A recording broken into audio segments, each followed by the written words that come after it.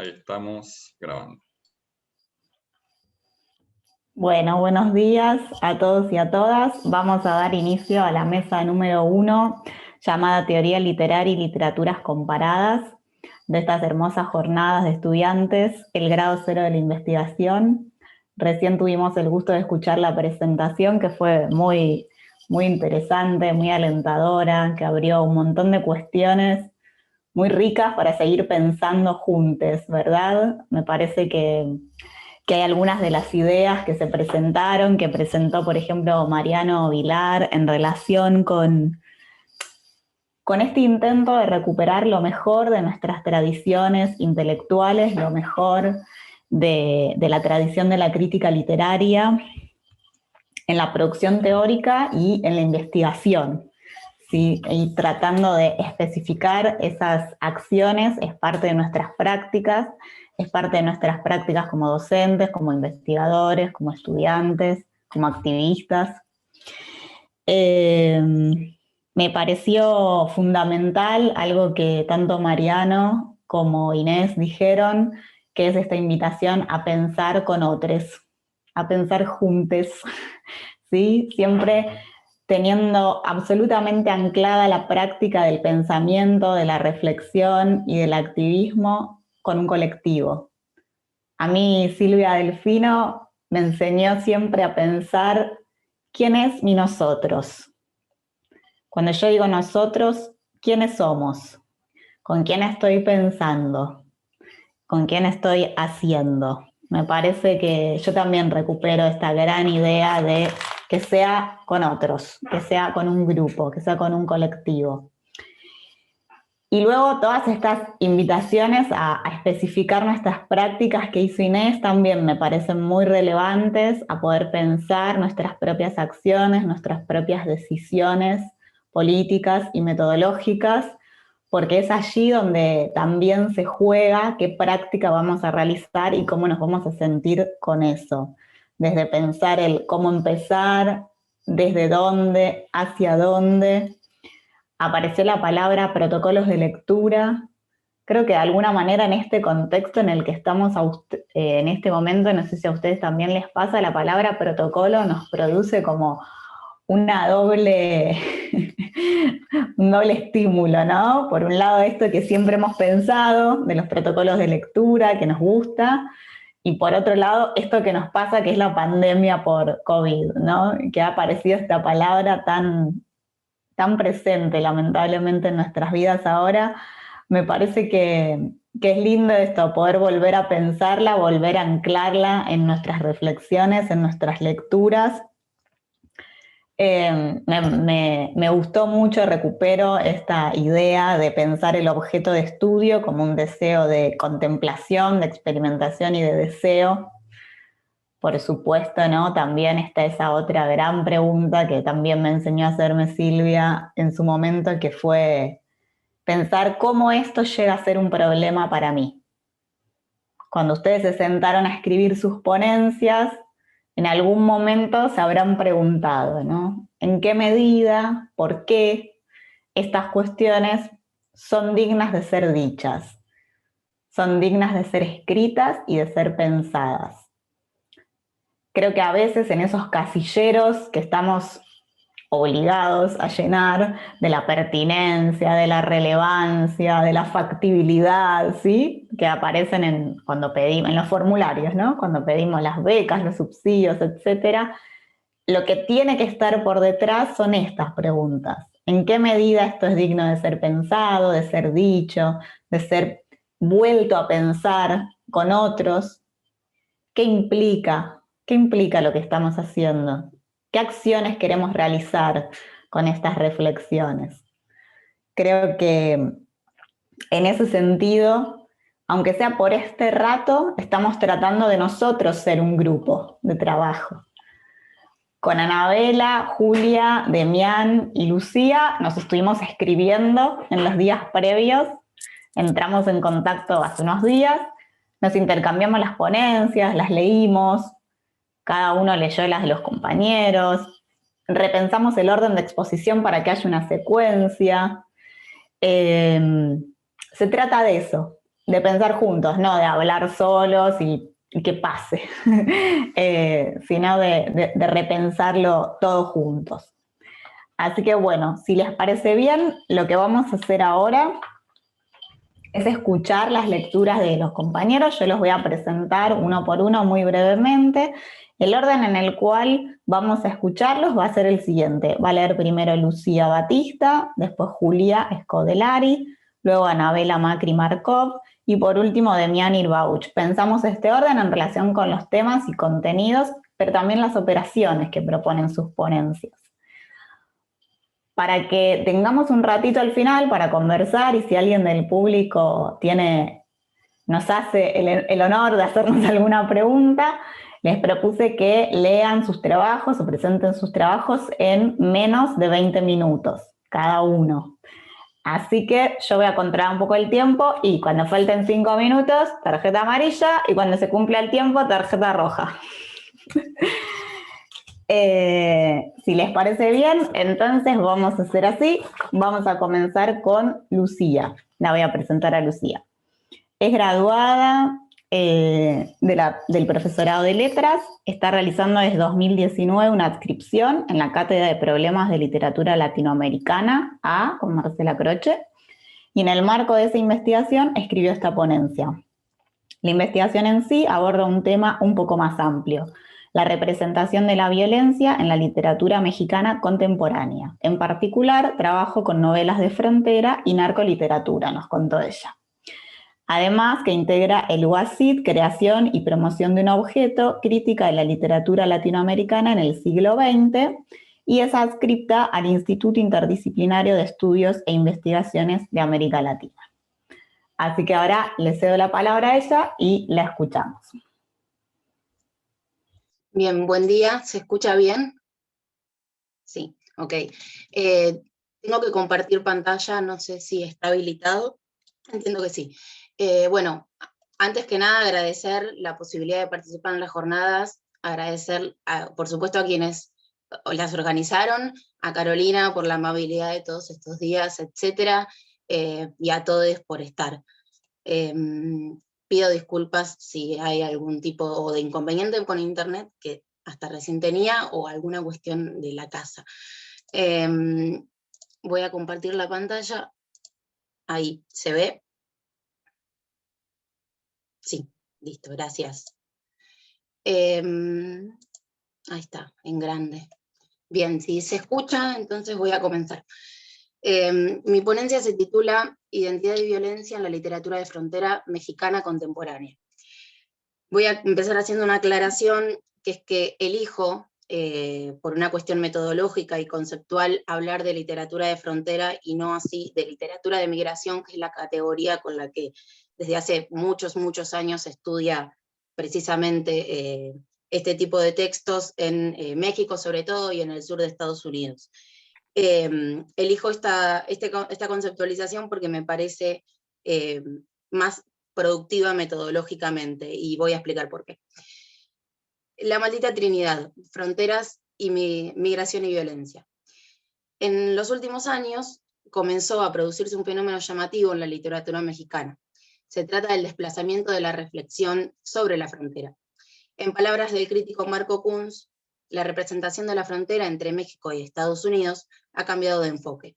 Lo fronterizo ya no interesa tanto como zona de transición entre dos estados, sino más bien como región periférica, donde se reflejan de manera excesiva y a veces grotescamente deformados los problemas de todo México. En esta traslación al resto del país de problemas como el narcotráfico, que anteriormente se encontraban alojados en la frontera norte, se combina con la crisis humanitaria que produce la migración de centroamericanos y mexicanos. Y así, en este contexto, aparecen en la escena mexicana las dos novelas que son objeto de mi análisis.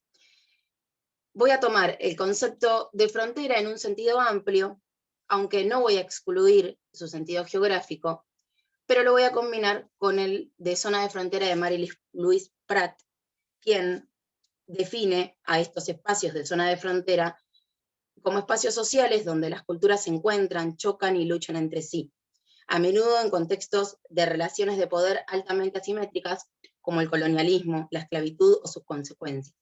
tal como se viven en muchas partes del mundo hoy.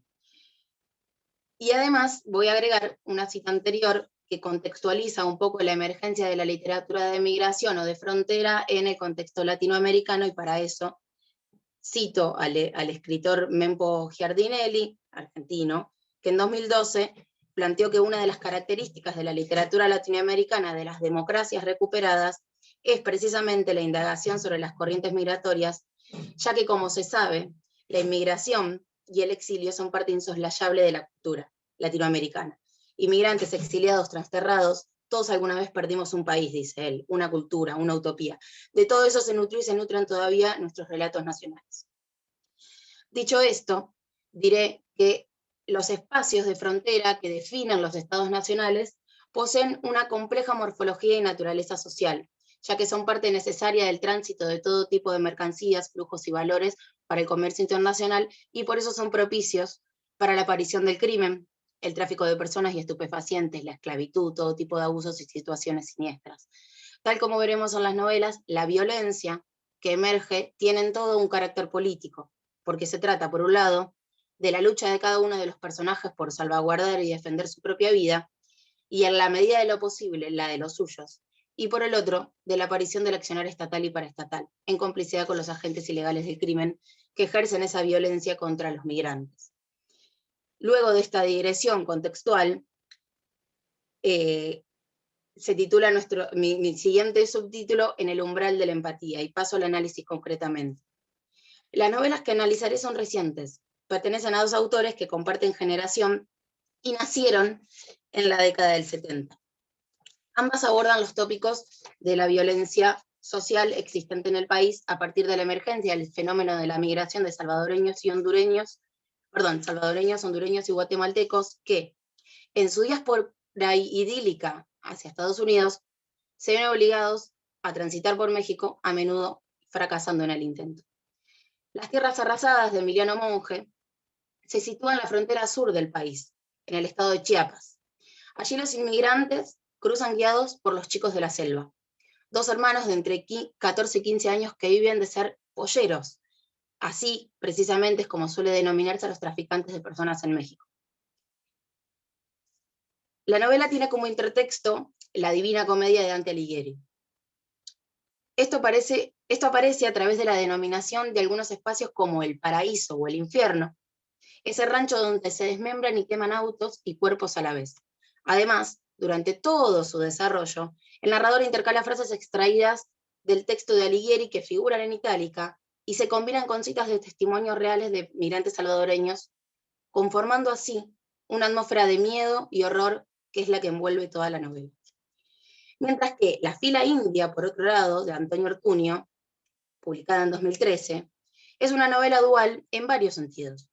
Empezando por el título, en el cual la caravana, esa hilera interminable de migrantes, es la referencia ineludible de la fila, pero también lo es el desfile permanente de burócratas estatales, quienes junto a policías y traficantes se encargan de hacer siniestro el trayecto. Aunque este orden formal de la fila india esconde una estructura de poder real, además, la novela transcurre en dos espacios en simultáneo que aparecen intercalados por capítulos. Por un lado, al igual que el anterior, se sitúa en la frontera sur, en un pueblo imaginario que se llama Santa Rita, o el culo del mundo, como dice alguno de los personajes. A ese pueblo se muda la protagonista, Irma, alias La Negra, una trabajadora social de la Comisión Nacional de Migración, la CONAMI, o una oficina de buenas intenciones, como dice otro de los personajes. Luego de un incendio en un albergue de migrantes, se muda nuestra protagonista. Por otro lado, la otra parte de la trama se sitúa en una ciudad del centro oeste del país, a la cual llega el tren que trae los migrantes. Estos, mientras esperan poder continuar su recorrido, invaden, como dice también otro de los personajes, con sus acampes el lugar. Sabemos por el autor de esta novela, Antonio Ortuño, que este espacio fronterizo es una alegoría de su ciudad natal, Guadalajara, ubicada en el estado de Jalisco. Allí vive la expareja de La Negra, a quien el narrador denomina con ironía bien pensante. A través suyo y de sus prejuicios sociales, nos vamos adentrando en el funcionamiento de las cosas en México. ¿Y qué pasa? Esta novela elige esa ciudad como alegórica porque es una ruta que se comenzó a usar hace muy pocos años a raíz de los crueles asesinatos y fosas con cuerpos, etcétera, que habían aparecido en la otra ruta que en general se utilizaba para migrar hacia Estados Unidos, que es la ruta del Golfo de México. Vuelvo al análisis. En las tramas de ambas novelas se produce una interpenetración de lo criminal con lo no criminal, haciendo que se difumine la posibilidad de distinguir taxativamente entre víctimas y victimarios. En la novela de Monge, el crimen es precisamente la vida cotidiana de ese grupo de traficantes. La novela transcurre a lo largo de un día y comienza cuando un grupo de migrantes es cruzado hacia México. Estela y Epitafio son los jefes de la banda encargados de repartirlos y venderlos para fungir como mano de obra esclava, no sin antes torturarlos y asesinar a algunos. En el transcurso de esto se narra la historia terrible de vida y de amor que hay entre ellos, dos niños que desde la infancia no conocieron sino el abuso y la violencia. Abandonados por sus familiares en el paraíso, que de paradisíaco solo conserva el nombre, los crió un cura, el padre Nicho, un explotador y abusador de menores. Así, Estela y Epitafio son dos despiadados con sus subordinados. Pero la novela se permite hacer aparecer el amor romántico en ese mundo de violencia. A pesar de que ambos, como criminales, están imposibilitados de vivir su amor por ser hijos legítimos de la violencia con la que fueron criados, la misma que les impide mostrarse vulnerables ante cualquiera, incluso ante ellos mismos. De este modo, en las novelas, los narcos y polleros se humanizan, al mismo tiempo que los migrantes son animalizados, deshumanizados y cosificados, emulando la nuda vida de la que habla Agamben. En las tierras arrasadas, por ejemplo, los migrantes nunca tienen nombre, y su denominación va graduando su despojo. Primero son los que vienen de otras tierras, de otras partes o de muy lejos, son citas textuales, para luego ser denominados en tanto sinécdoque, según si poseen o no algún carácter que permita definirlos. Cito, son los que aún tienen un alma, los que todavía tienen lengua, los que aún tienen una sombra. Para finalmente pasar a ser, citas textuales, los nadies, los sin alma. En este sentido, el clima de la muerte aparece en el relato desde la materialidad misma del lenguaje. Sin ir más lejos, como mencioné, los personajes se llaman no solo Estela y Epitafio, sino osamenta, mausoleo, sepelio y cementerio. Esta dualidad de lo que todo está hecho en la novela de Monge también se ve en Ortuño, aunque algunos personajes de la novela hagan un esfuerzo más o menos consciente por evadirse de la violencia, de la lógica del crimen, el dominio, la subordinación y en consecuencia el afán de supervivencia, todo lo van a invadir. Sigo. O en la ausencia de ella, ¿de quién? De la empatía. Cada novela aborda una dimensión distinta del crimen. Una explora en profundidad el mundo de los criminales, mientras que la otra hace lo propio, pero dentro del mundo de los funcionarios estatales designados para, supuestamente, combatir el crimen. Sin embargo, en ambas los migrantes son el botín de una disputa entre bandas de traficantes. En Monge se trata de la sublevación de un grupo de subordinados contra su jefe, a quien pretenden arrebatarle el negocio. Mientras que en la novela de Ortuño se trata de una disputa territorial por el control del espacio fronterizo entre dos bandas, una de las cuales está dirigida por un alto funcionario estatal. Así, retomando los aspectos de ambigüedad que aparecen en cada uno de los personajes que habitan esos mundos, podemos decir que la representación tanto de los criminales en la novela de Monge, como de sus víctimas en la de Ortuño, nunca se hace a través de una mirada que sacraliza y esculpa, sino al contrario. En ese mundo minado por la violencia, todos son culpables, y a la vez ninguno lo es. En este sentido, estas novelas, que abordo en mi análisis, tematizan la violencia y se insertan en una tradición propia del sistema literario mexicano, literario y ensayístico, agrego, que tiene que ver con la reflexión sobre la identidad o el ser nacional. Acá en la presentación pueden ver algunos de los textos más representativos de esa corriente, digamos, literaria, para decirlo en términos de Pedro Enríquez Ureña. Mientras que en un plano más regional, digamos en un plano latinoamericano, nos están hablando sobre la imposibilidad de la utopía, otra vez citando a Enríquez Ureña, o de la tierra sin mal, como decían algunos originarios de estas regiones. Estas ficciones Lejos están de narrar lo social y tener por objetivo aportar a construir esa pretendida identidad nacional de la que hablaron los ensayos latinoamericanos del siglo XX. Al contrario, minan esa posibilidad al hacer evidentes las cloacas del poder, el uso arbitrario de la violencia y la infinidad de violaciones a los derechos humanos en ese casi estado de excepción. Y otra vez refiero a Giorgio Agamben. El estado de excepción que son las fronteras y los espacios fronterizos mexicanos. Es por esto que la mexicanidad aparece permanentemente ridiculizada y despojada de los valores que se suponen respetables. Por ello, las buenas intenciones de Irma en la fila india fracasarán previsiblemente. Asimismo, los personajes criminales de Monje se preguntarán irónicamente, ¿así son los que juraron defender a nuestra patria?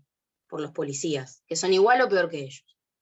A la vez, esta corrupción emanada desde las más altas esferas gubernamentales habilita que los propios traficantes se denominen a sí mismos la puta república, o incluso hasta la patria misma. Mientras que otro de los personajes del relato, en este caso de Ortuño, muestra un tipo social xenofóbico, ese bien pensante que despotrica contra los migrantes en un intento de exacerbar un apego burdamente nacionalista, repartiendo la experiencia de la alteridad entre centroamericanos, mexicanos y norteamericanos, estableciendo entre ellos una jerarquía de otredades, por la que un subalterno, por caso el mexicano, oprime a otro, el centroamericano. Y cito textualmente, ya termino, gracias, lo que dice este personaje bien pensante. Para ejemplificar, la mitad del pinche país se va al norte. Un gringo no distingue, mi cabrón.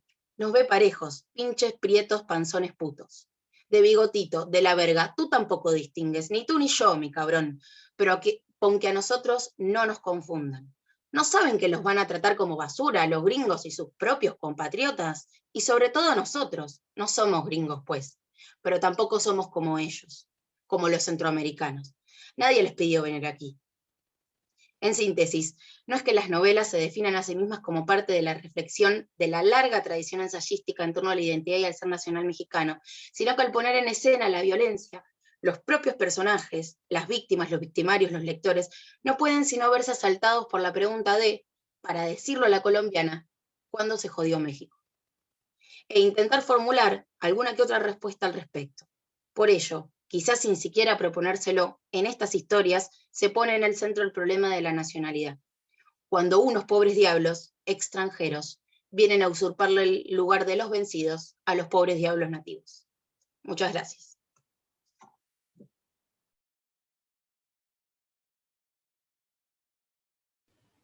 Buenísimo, muchas gracias, buenísimo. Ahora vamos a pasar a la siguiente ponencia y después al final hacemos todas las preguntas. Ahora vamos a escuchar a Julia Scodellari, es estudiante avanzada de la carrera de Letras y su ponencia es parte de su adscripción a la materia Teoría Literaria 2, que acaba de terminar su adscripción, y del proyecto Filocit, Régimen Escópico, Cuerpo, Lenguaje y Política en la Literatura y las Artes Latinoamericanas Contemporáneas. El título de su ponencia es La Era Post-Panóptico en Samantha Schweblin. Así que la escuchamos. Bueno, hola, buenos días. Primero, mi internet está funcionando bien, pero bueno, eso puede cambiar en cualquier momento y puede aparecer un gato en la pantalla. Me voy a encargar de bajarlo, pero no lo puedo evitar. No pasa nada. Son todas cosas que pasan. Sí. Bueno, empiezo.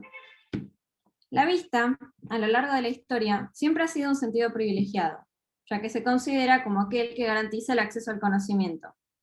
Si pensamos, además, en la vista como la herramienta principal de la vigilancia, podríamos decir que es también un elemento fundamental en la ecuación del ejercicio del poder.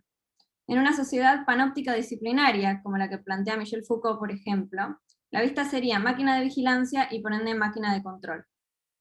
Kentucky, de Samantha Schweblin, pone en cuestión lo que podríamos llamar el triángulo ojo-vigilancia-control al mostrarnos una situación en la cual el ojo observador no equivale a ser quien tiene el poder.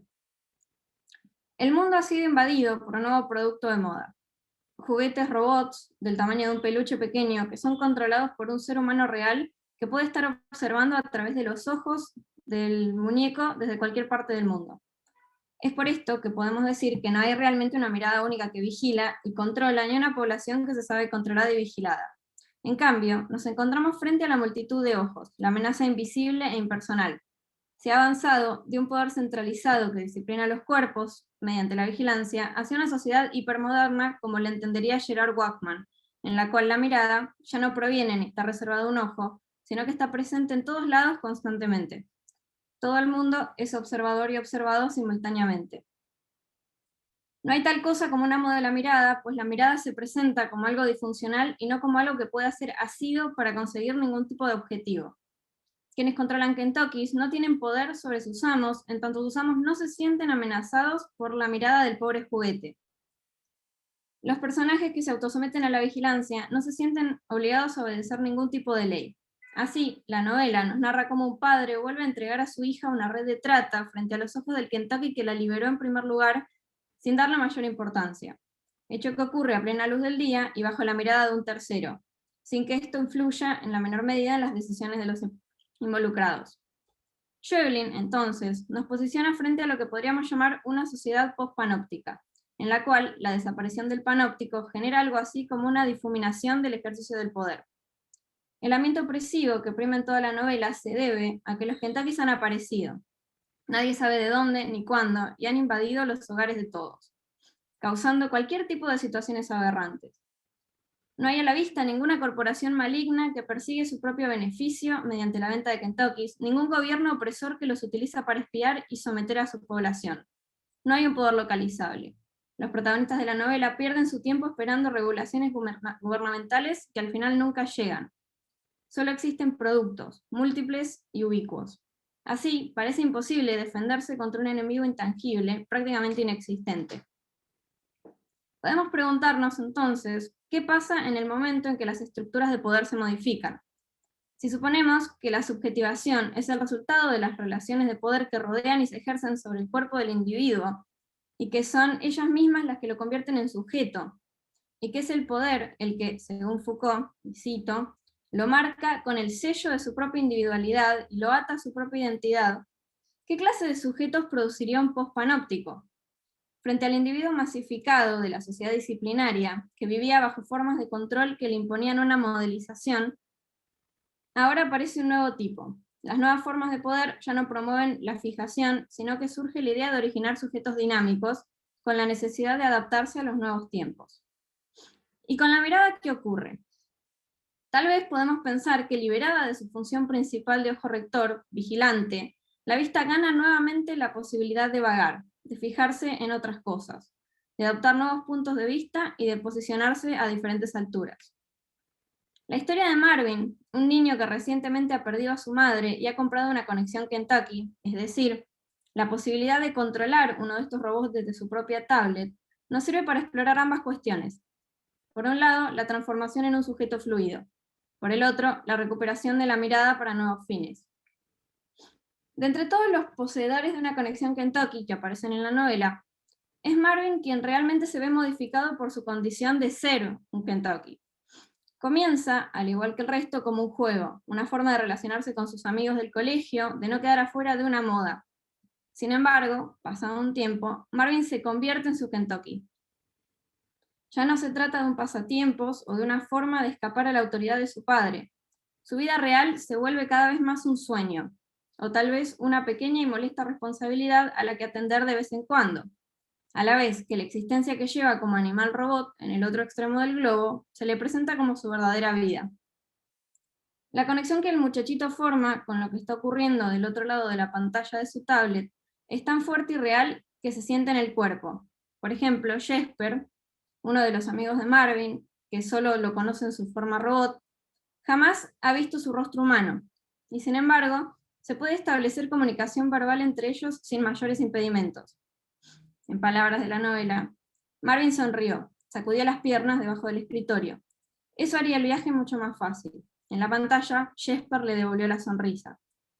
Ese cuerpo robótico, supuestamente inexpresivo, se ha llenado de Marvin hasta el punto de haber sido capaz de transmitir esa sonrisa. Así también, Marvin vive el momento en que su cuerpo mecánico es destruido como su propia muerte. Cito: cayó, Sintió el vacío bajo sus ruedas, el golpe contra el asfalto, el chillido de sus gomas y sus plásticos y sus chapas rodar a toda velocidad cuesta abajo. La voz de su padre gritó su nombre desde el otro lado de la puerta, y Marvin tuvo que hacer un esfuerzo para no largarse a llorar. Rodaba, seguía rodando hacia el lago. ¿Qué haría si su padre le preguntaba qué estaba pasando?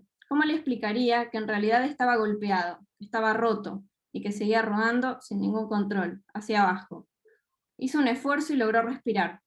¿Podría su padre escucharlo caer? ¿Entendía que el ruido de la tablet eran sus propios golpes contra el ripio? Por otro lado, cuando Marvin se conecta a su tablet para encender su cuerpo dragón, accedemos a un cambio de perspectiva casi total, y seguir sus ojos nos entreabre la puerta a otra realidad. Una vez que la mirada del niño se encuentra a la altura del suelo, descubrimos que, cito, si se tenía la altura de un Kentucky, se podía ver en el pueblo cosas que nadie más veía. El Club de Liberación estaba en todos lados. Había pequeños grafitis en los cordones y al pie de las paredes de las calles, flechas que te indicaban dónde había techo por si llovía, decenas de hogares dispuestos a ofrecer pequeñas reparaciones y bases de carga. La existencia del Club de Liberación, un espacio conformado por Kentuckys que habían huido de sus amos y ahora deambulaban sin dueño, significa la posibilidad de verdadera libertad, independencia absoluta. Vivir como Kentucky liberado equivale a existir por fuera de la sociedad, por fuera del sistema, e integrar una comunidad secreta solo conformada por quienes son capaces de ver lo que ocurre a 30 centímetros sobre el suelo. Y desde su lugar de niño, por un lado, y Kentucky por el otro, Marvin es capaz de entender perfectamente lo que significa vivir de esa forma. Como dice la novela, podía comer y dormir en Antigua, atendiendo cada tanto su cuerpo, mientras en Noruega los días pasarían tranquilamente, cargándose de base en base, sin añorar ni un pedazo de chocolate ni una manta para pasar la noche. No necesitar nada de eso para vivir tenía algo de superhéroe. Este cuerpo nuevo, a pesar de ser vulnerable a todos los peligros que un juguete abandonado en la calle podría sufrir, no es precario en tanto no puede ser víctima de un sistema que aplasta y dociliza, porque no padece de frío, no necesita de alimentos. Podemos pensar que la posibilidad de convertirse en lo mismo en Kentucky fluidiza al sujeto que puede devenir animal-robot cuantas veces quiera. Así, en un sistema en el cual la noción de panóptico ya no existe, la difuminación del ejercicio del poder genera una imposibilidad para saber qué clase de control se ejerce, desde dónde o cuáles son sus consecuencias. Y para sobrevivir, los personajes se ven obligados a imitar la forma de este mundo. Ellos también se vuelven difusos, invisibles y sin control. El ser que deviene no es lo que era antes, ni tampoco el resultado de su transformación. Como dicen Deleuze y Guattari, un devenir no tiene otro sujeto que sí mismo. Lo único real es el devenir y no los términos en los que se transformará quien deviene. Frente a amenazas prácticamente intangibles, invisibles, lo que Marvin hace es maximizar las posibilidades de ser parte invisible de su ser, es decir, la conciencia, o alma. Y lo que lo hace especial frente a otro tipo de híbridos es el hecho de que su hibridez es imperceptible. Es imposible saber quién está del otro lado del Kentucky. Parece que nos encontramos frente a un nuevo tipo de cyborg, la conciencia humana en el cuerpo tecnológico del Kentucky. Es una forma híbrida modificada, en su nueva forma híbrida modificada. Estos personajes se sustraen a sí mismos del sistema productivo y dejan entrever la posibilidad de un algo más, un afuera. En contraposición al papel que juega Marvin en la novela, los adultos tienen visiones de los Kentuckys completamente diferentes. Grigor, por un lado, representa al adulto que es capaz de adaptarse a la nueva realidad, pero no para buscar líneas de fuga, sino para fluir con ella y sacar provecho. Monta su propio negocio de conexiones Kentucky, en la cual la persona que desea convertirse en uno puede deshacerse del azar que rodea la compra y adquirir una conexión ya sabiendo con qué se va a encontrar del otro lado. Grigor comprende el sistema y juega acorde, entiende las trampas y contraataca con las propias. Sabe que cada conexión depende de una tablet individual, sabe que si compra muchas tablets en el mismo comercio, alguien comienza a sospechar y por eso dibuja un plan para hacerse con nuevos electrónicos de forma periódica sin levantar alertas. Sabe además cómo hacer el mínimo esfuerzo para mantener las conexiones a flote hasta conseguir un comprador. Por otro lado está Alina, una mujer frustrada con su propia vida que adquiere un Kentucky y rápidamente se desencanta de él. Ella es capaz de intuir cierta fuerza disruptiva en la existencia de los Kentuckys, siente en algún lugar irracional de su ser esos espacios que potencialmente podrían abrir. Sin embargo, ella no es un Kentucky a diferencia de Marvin, y Alina, por lo tanto, no ve. Cito. Y los Kentuckys, eso era lo que más le enfurecía. ¿De qué se trataba esa estúpida idea de los Kentuckys? ¿Por qué esta historia no se trataba de otra cosa? ¿Por qué nadie confabulaba con los Kentuckys tramas realmente brutales? ¿Por qué nadie metía un Kentucky cargado de explosivos en una desbordada estación central y hacía volar todo en pedazos? ¿Por qué ningún usuario de Kentucky chantajeaba a un operador aéreo y lo obligaba a inmolar 5 aviones en Frankfurt a cambio de la vida de su hija? ¿Por qué las historias eran tan pequeñas, tan minuciosamente íntimas, mezquinas y previsibles? Tan desesperadamente humanas, ni siquiera el boicot del Día de los Muertos resultaría, todo se diluía. El error de la mujer es subestimar las historias pequeñas, íntimas. Frente a la resistencia clásica, la forma del contraataque, la sustracción, la disminución del yo a lo más mínimo, lo pequeño, lo imperceptible, lo inútil, parece presentarse como una mejor alternativa. Su error es, finalmente, no ser ella misma un Kentucky, no hacerse ella misma pequeña para poder fijar su mirada en lo que está ocurriendo a 30 centímetros del suelo. A diferencia de ella, los ojos Kentucky de Marvin serán capaces de ver cosas que se le escapan al resto. El narrador, por último, tampoco comprende o ve lo que Marvin sí. Al Club de la Liberación lo presenta en un tono casi irónico, cosas de jóvenes revolucionarios. Hay un intento de ridiculizar la equiparación de un juguete robótico con un animal vivo. Todos los adultos de la historia parecen haberse puesto de acuerdo en que los Kentucky son un negocio, un juguete divertido o una idea ridícula. Sin embargo, la experiencia de Marvin permanece, intenta demostrarnos por qué estas voces se equivocan. No es una idea descabellada liberar a los Kentuckys, darles la posibilidad de encarnar una vida diferente, de habitar un lugar otro, un espacio propio que no se rija por las leyes del mundo conocido. De alguna manera, es este carácter marginal e insignificante lo que les otorga su poder especial, ya que son capaces de encarnar lo que Byung-Chul Han denomina un acontecimiento, es decir, algo singular. Debido a su condición menor, es imprevisible y genera una ruptura que abre nuevos espacios y pone en juego una fuera que hace surgir al sujeto, arrancándolo de su sometimiento. La vida como Kentucky existe desconectada de todas las necesidades que hacen vulnerable al cuerpo humano biológico, y de esta forma, fuera también de ese sistema, encarnando lo que Byung llama praxis de la libertad, el arte de la vida que adopta la forma de la despsicologización que vacía al sujeto y que lo desubjetiviza. La separación del cuerpo y el alma como unidad, el habitar otro cuerpo con la propia conciencia, es decir, el hecho de poner en cuestión el estatuto mismo de qué es un sujeto, lo deja libre para una forma de vida que aún no tiene nombre, pero que tal vez podríamos identificar con lo que Bifo denomina la psicodeflación. Una revolución sin subjetividad, puramente implosiva, una revuelta de la pasividad, de la resignación. De repente, esta parece una consigna ultrasubversiva. Es la autosustracción del sistema de producción, el hacerse monstruoso, marginal, inútil a uno mismo para quedar fuera. Se trata de dejar de jugar bajo las reglas del opresor. Marvin, Jesper o el resto del Club de la Liberación parecen ser todos personajes que se han rendido con este mundo porque este mundo ya es insalvable. En cambio, lo que plantean es la creación de comunidades paralelas, nuevas formas de conectar, de relacionarse y nuevas maneras de vivir. Listo.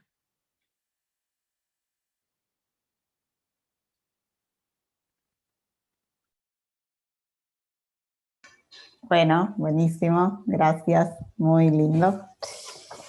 Vamos entonces ahora a escuchar a Anabela Macri Carbó. Ella se encuentra finalizando su licenciatura en Letras en la orientación de Teoría Literaria. Es adscripta de la materia Teoría y Análisis Literario y de la materia Teoría Literaria 2 e investiga en el grupo Filocit, Régimen Escópico, Cuerpo, Lenguaje y Políticas en la Literatura y las Artes Latinoamericanas Contemporáneas. Además, se desempeña como docente en nivel medio y en el programa de extensión universitaria Memorias Recientes de la UBA. La ponencia de Anabela se titula Narrar desde los márgenes, la invisibilidad del cuerpo y la mirada del Guayer. La escuchamos. Buen día a todos, gracias Carolina por la presentación. Bueno, investigamos con Julia en el mismo grupo, así que tal vez hay puntos de contacto entre las dos ponencias.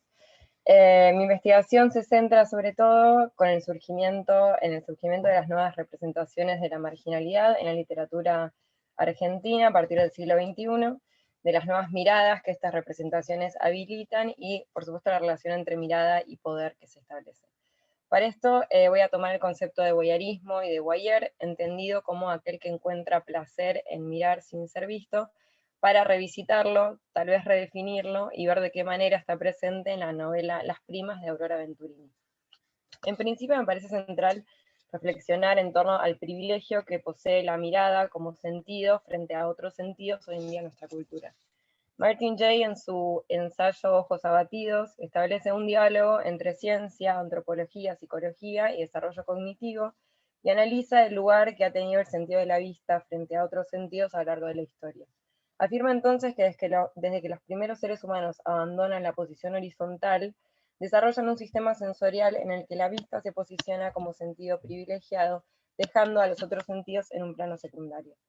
Podemos analizar, por ejemplo, dichos populares como ver para creer, o este concepto de la mirada como la ventana del alma, como dos frases que, en primer lugar, enaltecen a la mirada y le conceden un lugar de privilegio, y por el otro, asocian y establecen una relación inmediata entre vista y acceso al mundo o acceso a lo real, como si no existiera casi una mediación entre aquello que vemos y lo que nos rodea, o como si efectivamente la mirada no fuera un sentido influenciado por la cultura de un tiempo y un lugar específico. Frente a esto, me parece central pensar el mirar no como un acto neutro, objetivo y lineal, sino como una instancia política en donde se devela y se invisibiliza. Es decir, ciertos cuerpos y situaciones se vuelven visibles, se ponen en el centro de los debates, se les reconoce una entidad, mientras que a otros se los margina. El acto de mirar, lejos de ser inocente, permitiría, desde estas reflexiones, definir qué puede ser mirado, por quién y cómo se mira aquello que se mira. Es decir, es lo que José Luis Brea llama la episteme escópica. Y cito, lo que puede ser conocido en aquello que puede ser visto. Esto me parece que lleva a preguntarnos cuáles han sido históricamente las formas de mirar que se han privilegiado y qué miradas y voces se han marginado, para comenzar tal vez a reflexionar en torno a la literatura del siglo XXI. La novela Las primas de la escritora argentina Aurora Venturini, bueno, fue recientemente reeditada, pero fue publicada en el 2007, y narra la historia de una familia de clase media-baja en La Plata, compuesta principalmente por mujeres. Tenemos a Yuna, que es la narradora, su hermana, sus primas, su madre y sus tías. Yuna tiene un problema en el habla, una discapacidad que la posiciona en un lugar marginal dentro de su configuración familiar. Sus esfuerzos son constantemente menospreciados, su talento desestimado, y en el marco de una estructura patriarcal en la que se inserta, es subestimada especialmente por las mujeres que la rodean. Al ser una narradora en primera persona, tenemos acceso a la autopercepción que tiene sobre su propio cuerpo, y en este sentido parece que cobra relevancia cómo es mirada por los demás, y cómo esa mirada también moldea su propia realidad. Yuna se reconoce como cuerpo fantasmagórico, silencioso, y cito, yo era una sombra lánguida que a veces vagabundeaba interiores y aledaños. Desde esta autopercepción del cuerpo constituida como materia espectral que vagabundea y observa, podemos reflexionar en torno a los lugares que ocupa el voyeur en la ficción. Clásicamente, el voyeur es entendido como aquel que encuentra placer en mirar sin ser visto, es decir, el disfrute recae en la no reciprocidad de la mirada. Para esto es necesario que los cuerpos estén distribuidos de una manera específica en el espacio, y que el voyeur se vuelva invisible para las otras miradas, escondiéndose detrás de puertas, colocando el ojo en mirillas, observando aquello que se vela con cortinas en ventanas, o posicionándose en espacios estratégicos que habiliten la visión del objeto de deseo. En estos casos parece haber una clara distribución de los cuerpos, y cada uno tiene un rol. Está el mirón o el voyeur, y el otro, es decir, el objeto de su mirada. Retomando la cuestión política una vez más en relación con lo visible, me parece que la distribución de los cuerpos lejos está de ser inocente, y en esta concepción tradicional del voyeur, quien mira puede pensarse como quien tiene el poder sobre aquel o aquello que es mirado, ya que éste no está en una posición de devolver la mirada, a menos que se descubra objeto de la misma. Ahora bien, mi idea es pensar qué ocurre cuando esta posición de mirar sin ser visto la ocupa un personaje que observa desde los márgenes, y que lejos de mirar para producirse un placer personal, lo hace para colocar en el centro de la narración todo aquello que se ha invisibilizado como consecuencia de, en este caso, la violencia patriarcal que marca la novela desde el principio. En los bordes de la ficción, Rancière se pregunta también por la figura del voyeur, específicamente en la literatura, y propone una idea que me parece muy interesante, que es que el voyeur en la ficción es aquel que sin esperarlo se encuentra con un secreto y revela una verdad En la narración invierte lo que hasta ese momento se creía. De esta manera traza una relación directa entre mirada voyeurística y secreto. Estos marcos creados por las ventanas y las puertas, casi de manera cinematográfica, delimitan un campo de visión específico que invertirá entonces el orden hasta ahora existente. Es por eso que el voyeur en la ficción no es solo aquel que mira y cuenta una situación concreta, sino que estos secretos, eso que se mira, también parece hablarnos de los tabúes de una época. Es decir, por qué se mira en secreto eso que se está mirando. En el caso de Yuna, en Las Primas, creo que también pone en escena lo innombrable de un tiempo y una sociedad determinada, volviendo evidente todo eso que no se podía o no se pudo nombrar. Es por eso que su mirada, creo, puede escapar la lógica individualista de observar una situación aislada y solo buscar un placer personal, usualmente asociado a lo sexual en el caso del voyeur, y pasar a hablarnos de la censura, de lo innombrable, de lo castigable, de lo marginado en un momento particular de la historia. Todos los hechos visibilizados en Las Primas se encuentran en relación directa con la sexualidad y sobre todo con la violencia. Hay violaciones silenciadas, asesinatos, muerte, deseos reprimidos, abortos clandestinos, trabajo sexual precarizado, que evidencian cómo esta violencia sume a todos los personajes en el silencio, en el miedo y en la reproducción de la misma. Es por eso que lo que ve el voyeur también puede devolver la mirada en esta lógica y puede interpelarnos y producir conocimiento. Si cada época construye un imperativo de la mirada que se perpetúa a través de las instituciones de poder, es decir, si cada momento histórico y cada sociedad seleccionan qué se posiciona en el centro del debate, qué corporalidades se visibilizan y cuáles se dejan en las sombras, o en palabras de Butler, qué cuerpos importan y cuáles se descartan, es el cuerpo de Yuna, marginal y fantasmagórico, el que habilitará una nueva manera de mirar y volverá visibles todos los silencios que atraviesan la narración. Porque la historia de la familia, de Las Primas, está tangencialmente marcada por el silencio.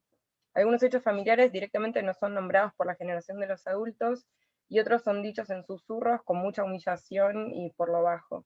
Sobre todo la violación y posterior embarazo de Bettina, que es la hermana de Yuna, el ejercicio del trabajo sexual de Petra, el aborto clandestino y la muerte de Karina, se transforman en eufemismos o directamente en silencio.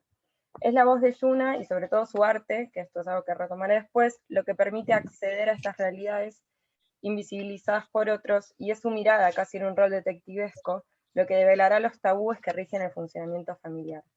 En este rol de cuerpo-sombra, ella ve sin ser vista lo que otros personajes parecen no poder ver. Cito: yo, que no probé bocado ni bebí alcohol, era testigo fiel de cuanto sucedía, y vi a Petra, que fue hasta donde estaba Bettina, y luego frunció el ceño.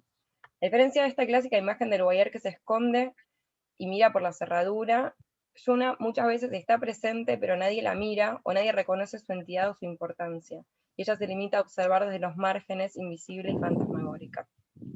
Lo importante no es solo dónde se posiciona como observadora, sino en cómo mira, me parece. La mirada se posa en los detalles, absorbe cada fragmento de los cuerpos con la pasión del voyeur, realiza apuntes mentales, reserva imágenes de las situaciones, en donde es el movimiento mínimo, es la mancha en la piel o el juego de miradas lo que revela la naturaleza que se esconde detrás de lo meramente aparente. Es así que es la única que descubre la violación y el embarazo de su hermana discapacitada, cuando ve caminando al profesor, que es quien viola a su hermana, en la calle. Como una cámara que hace zoom, su mirada recorre desde lo general de la escena, es decir, la caminata, las risas, la felicidad, hasta lo microscópico, que es el detalle de una mancha de sangre en la ropa de Bettina, que es lo que revela la violación. Estos elementos son como puestos en pausa, capturados como una fotografía y guardados en su memoria, solo para ser retomados más adelante en la narración cuando el embarazo de Bettina ya sea evidente y las piezas de este rompecabezas fotográfico se pongan en su lugar. Entonces este cuerpo de Yuna, que parecía destinado al silencio, a trastabillar en su oralidad, no solo habla, sino que denuncia, amenaza, ordena, se vuelve una voz firme y clara, y logra ver y conocer aquello que parecía invisible para las demás miradas. A lo largo de la novela, Yuna es nombrada y definida desde lo discursivo también, como anormal, error de la naturaleza, monstruo o imbeciloide. Y cito: tía Nené siguió diciendo que mis mamarrachos tal vez pudieran servir a mi incapacidad cognitiva, pero ¿qué sabemos lo que piensan y sienten los anormales? Fin de cita. Estas categorías entonces dejan marcas también en su cuerpo y afectan su manera de autopercibirse, y la cargan de ciertas expectativas de lo que se espera de ella por ser anormal. Es decir, el silencio, la aceptación del orden impuesto y la marginación. Sin embargo, y a mí esto me parece central de la novela, lejos de invisibilizarse para volverse pasiva, aprovecha esta condición fantasmagórica y anormal que los demás le atribuyen y ejerce una resistencia deviniendo voyeur activa. Suna es capaz de dar vuelta a la lógica a la que se la quiere someter y ejerce una posición de poder y de defensa para con las mujeres de su familia al redefinir su propia condición de discapacidad asociada al silencio. A modo de conclusión, traté de analizar cómo Yuna habilita una nueva mirada abierta y colectiva que devela los tabúes no solo de una familia en concreto, sino aquellos secretos que parecen atravesar a toda una sociedad en una época determinada. En palabras de Rancière, es su mirada marginal y voyeurística la que da vuelta a lo que hasta entonces se creía en la narración, colocando en el centro todo aquello que hasta entonces había sido acallado. Es interesante pensar que desde su posición, Yuna no solo denuncia, sino que también transforma el silencio en arte, porque su manera de visibilizar, de poner en el centro del debate todo lo que se había marginado, es también a través de la pintura. Cada hito en la narración, cada secreto develado, cada momento de su historia familiar parece cerrarse con una pintura que luego será colgada en sus exposiciones que la transformarán en un artista de renombre. Es decir, pone en el centro de la escena artística todos estos silencios que atravesaban en la narración y los transforma en algo más. Esto también le permite emanciparse económicamente y poder vivir de su arte, culminando de alguna manera un recorrido emancipatorio que tiene lugar desde el principio de la novela. Muchas gracias.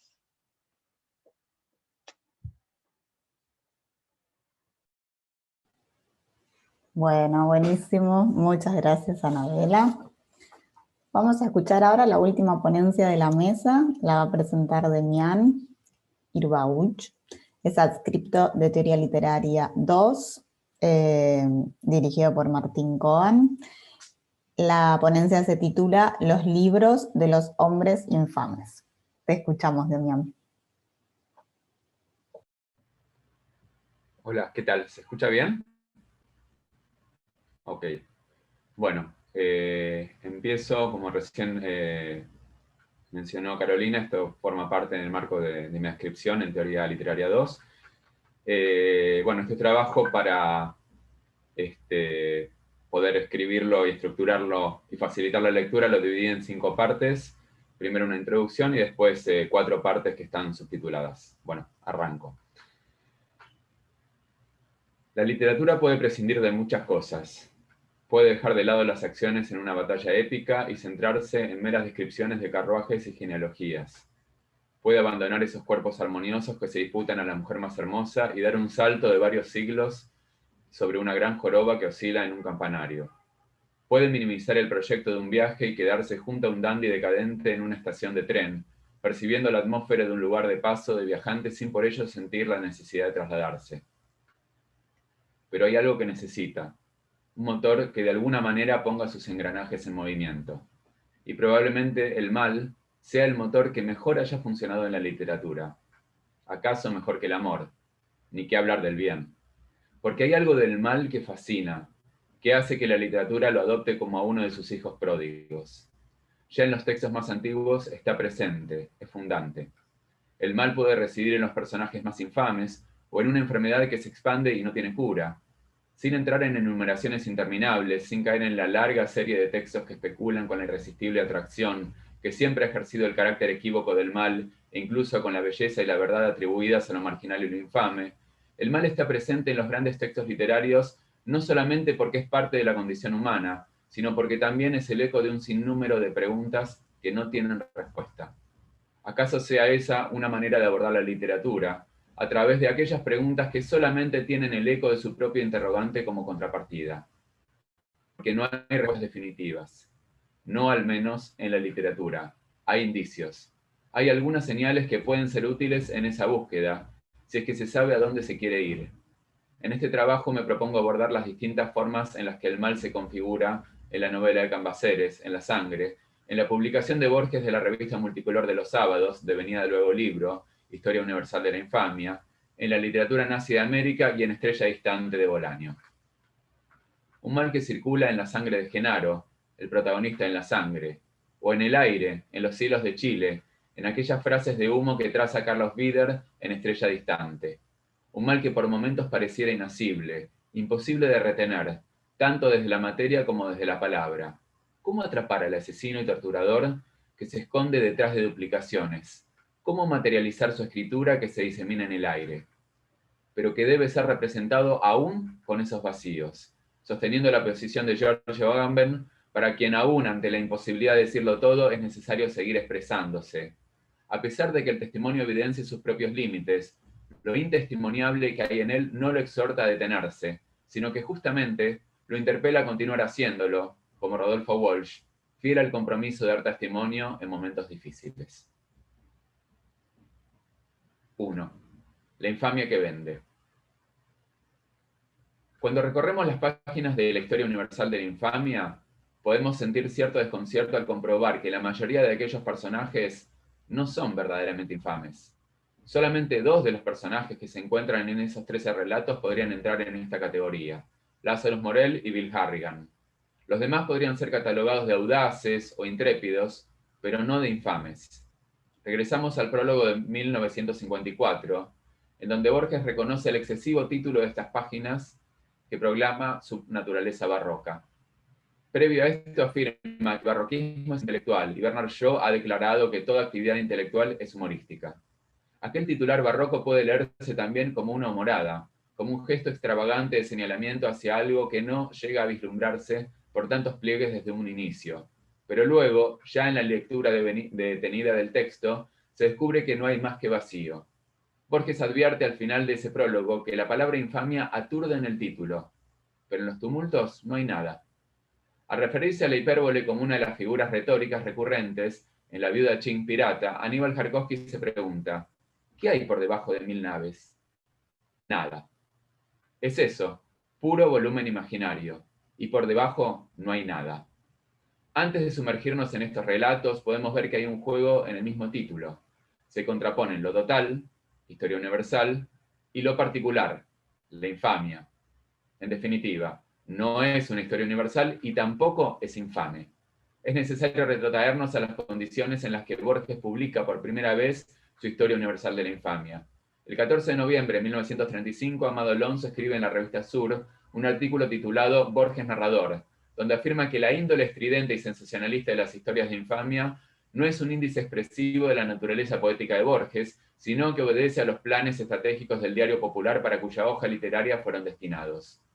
Lo más estridente y sensacionalista no radica precisamente en estas historias, sino en el modo en el que son anunciadas por el diario. Solo basta ver cómo anticipa Crítica el 8 de agosto de 1933, lo que luego aparecerá en la revista multicolor de los sábados. Como señala Jorge Rivera en Los juegos de un tímido, Borges en el suplemento Crítica, en aquel preanuncio se puntualizan los temas de la primera entrega, en una suerte de títulos que en la edición definitiva moderará su llamativa truculencia. Entre estos ampulosos titulares anticipatorios, el relato de Borges es anunciado como vida, esplendor y muerte del espantoso redentor Lázaro Morel. Por otra parte, si hay algo que resuena con cierta estridencia en la afirmación de Amado Alonso, es aquel verbo, obedece. Podríamos matizarlo un poco y decir que ahí Borges... está, lo agarré. Podríamos matizar un poco y decir que Borges... Perdón. Sí, hubo un pequeño ruido en el medio, pero si vuelve a aparecer lo corto, pero dale, retoma de la frase anterior que estaba muy bien. Bien, gracias. Puede pasar. Por otra parte, si hay algo que resuena con cierta estridencia en la afirmación de Amado Alonso, es aquel verbo obedece. Podríamos matizarlo un poco y decir que Borges, en lugar de obedecer, juega con los planes estratégicos del suplemento literario de aquel diario. O inclusive podríamos invertir los términos, afirmando que es el autor de la Historia Universal de la Infamia quien borgianiza la revista multicolor de los sábados. No solo a través de sus escritos, sino de sus traducciones, de los autores que incluye en las publicaciones, Kipling, Chesterton, Wells, entre otros escritores que encabezan su biblioteca personal, y de los colaboradores que convoca, Dabove, González Lanusse, Amorín y tantos otros. 2. La infamia inesperada. En la literatura nazi en América, Roberto Bolaño parece que repitiera el recurso de Borges, tomar una serie de simpáticos personajes, tildarlos de infames, haciendo más atractivo su libro para que cuando el lector se sumerja en él compruebe que no son nazis, que aquella literatura es inexistente y que simplemente es un juego de espejos en una clara alusión al autor de Pierre Menard. Pero cuando el lector está llegando al final del libro, ya con la guardia baja, relajado frente a estas historias risibles por lo inverosímiles, establecido el pacto de lectura, se encuentra con algo inesperado. El relato de Ramírez Hoffman, El infame. Ese personaje no es simpático, ridículo, risible, ni mucho menos querible o entrañable. No pertenece a la serie. Ese engendro pareciera no provenir de ese libro. Es otra cosa, es otra su naturaleza. Tal es así que en el comienzo de su siguiente libro, Estrella Distante, acaso la continuación necesaria de la literatura nazi en América, Bolaño explica el porqué de su existencia. En el último capítulo de mi novela, La literatura nazi en América, se narraba tal vez demasiado esquemáticamente la historia del teniente Ramírez Hoffman de las Fuerzas Aéreas Chilenas. Esta historia me la contó mi compatriota Arturo B., veterano de las guerras floridas y suicida en África, quien no quedó satisfecho del resultado final. El último capítulo de la literatura nazi servía como contrapunto, acaso como anticlímax, del grotesco literario que lo precedía, y Arturo deseaba una historia más larga, no espejo ni explosión de otras historias, sino espejo y explosión en sí misma. Por eso la necesidad de crear Estrella Distante, pero también de tomar cierta distancia, ya desde el título, de asumir otro punto de vista al narrar, y con ello de establecer otro pacto con el lector. Entonces Carlos Ramírez Hoffman, alias Emilio Stevens, pasa a ser Alberto Ruiz Tagle en Los Talleres Literarios y Carlos Vider en El Cielo de Concepción. El doble apellido se mantiene, también el nombre de pila, la doble identidad y la resonancia alemana, presente en Hoffman y en Vider. En este juego de dobles, de falsas identidades, Carlos Ramírez Hoffman se introduce en dos espacios ajenos, los talleres literarios y una novela que pretende mantener un tono humorístico y paródico. Luego hay un doble quiebre. Por el golpe de Estado se interrumpen los talleres literarios, y ante la revelación de la naturaleza de este personaje, el relato abandona aquel tono livianamente humorístico, adquiriendo otro espesor, otra densidad, porque el mal ya fue inoculado. Entonces puede circular con mayor libertad, tanto en el relato como por El Cielo de Concepción. Pero acá el primer libro, la literatura nazi en América, le queda chico. Por eso Ramírez Hoffman termina siendo el germen de Vider, como también lo es la literatura nazi en América con respecto a Estrella Distante. Bien aquel personaje infame no tiene ese costado risible o entrañable de los delincuentes de la historia universal de la infamia, hay algo espectacular en él. Ya lo anuncia el acápite de Faulkner. ¿Qué estrella cae sin que nadie la mire? Aún sosteniendo aquella distancia, esa estrella llama la atención, pide ser mirada, o tal vez lo haga por esa distancia. Antes, cuando estaba demasiado cerca, no podía revelar su verdadera naturaleza. Es necesario ese alejamiento, ese extrañamiento, para captar nuestra atención. Es una atención que sostiene un doble movimiento, de atracción y de repulsión. Es aquella figura que inicialmente seduce, que intriga, pero que luego provoca el vómito de quienes alcanzan a vislumbrar cuál es la verdadera naturaleza de su obra, cuál es la naturaleza de cada personaje. 3. Invasiones. Así como en Estrella Distante, Carlos Vider inglesa en los talleres literarios de la universidad, el protagonista de la novela de Cambaceres, En la sangre, logra insertarse en el seno de una familia acomodada. Los cuerpos de Genaro y sus amigos son descritos como murciélagos que ganan el refugio de sus nichos. Esta vampirización del protagonista y de sus pares da cuenta de una idea de contagio, de un mal heredado en la sangre que se reproduce en sus prácticas. Contagiados por el veneno del vicio hasta en lo íntimo del alma, de a dos por el suelo, revolcándose, se ensayaban en imitar el ejemplo de sus padres, parodiaban las escenas de los cuartos redondos de conventillo, con todos los secretos refinamientos de una precoz y ya profunda corrupción. Como señala Alejandra Laera, el juego de imitación descubre la ley monstruosa de las reproducciones. Este juego se va reproduciendo en diferentes esferas. Los chicos parodian en la calle las escenas observadas a sus padres en el conventillo. Luego Genaro va a reproducirla en el teatro. Pero ya no se trata solamente de un juego de apariencias. En ese lugar de representaciones, la violación de Máxima marca un quiebre en la propuesta galante de Genaro. No son sus palabras o las de Máxima las que habiliten o clausuren aquella relación. Son sus cuerpos. Lo que hagan con ellos, lo que va a determinar el camino que habrán de transitar. Si bien el movimiento que hacen Genaro y Vider es similar, insertarse en un ámbito ajeno, Mientras la inserción de Genaro es claramente ascendente, Carlos Bieder hace otro tipo de maniobra. En un comienzo parece simular cierto interés por la poesía para infiltrarse en aquellos grupos literarios, pero cuando abandona la aparente farsa del autodidacta y asume su verdadero papel, no deja de lado la poesía, sino al contrario, regresa a ella en una performance aérea. Hay quien puede afirmar que eso no es poesía, que es literalmente vender humo. Pero la gorda Posadas, a pesar de pedirle a Viviano que no incluya a Ruiz Tagle en su antología, porque aquellos poemas no son suyos, reconoce algo de ese germen literario que todavía no ha salido a la luz o a las tinieblas. Esa performance aérea es una obra total, en donde el piloto pone el cuerpo haciendo maniobras imposibles, en donde la forma es tan sustancial como el contenido, en donde la materialidad es determinante, en donde esas letras de humo quedan grabadas de manera indeleble en la retina de quienes la contemplan. Pero para apreciar su obra es necesario mantener cierta distancia, porque como con cualquier estrella, quien se acerca demasiado termina quemándose. 4. Nombrar lo innombrable, jugando con la infamia. La novela de Bolaño, Estrella Distante, comienza con una doble distancia, espacial y temporal. Escribe desde Blanes y ya han pasado varios años de su experiencia en el taller de poesía de Juan Stein. Aquella distancia, si bien le da un matiz de duda al intento por recordar, cuando afirma la primera vez que vi a Carlos Bieder fue en 1971 o tal vez 1972, probablemente sea la única manera de abordar a ese personaje que de entrada se presenta como enigmático, ecléctico e inabordable.